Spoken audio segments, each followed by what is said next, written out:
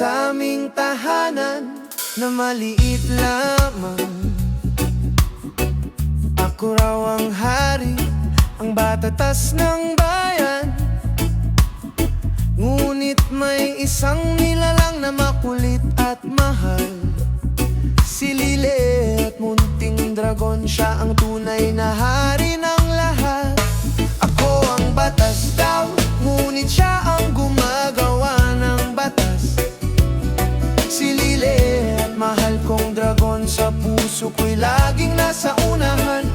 Sa bawat hakbang, sa bawat araw na lumilipas, siya ang bituin ng bahay, aking tanging kasama.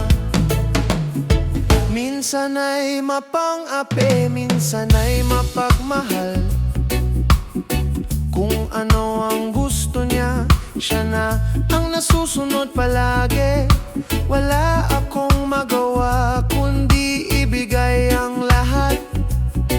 Dahil sa ngiti niya, mundo ko'y naging buong bago. Ako ang batas daw, ngunit siya ang gumagawa ng batas.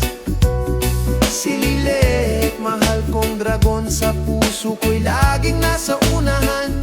Sa bawat hakbang, sa bawat araw na lumilipas, siya ang bituin ng bahay, aking tanging kasama.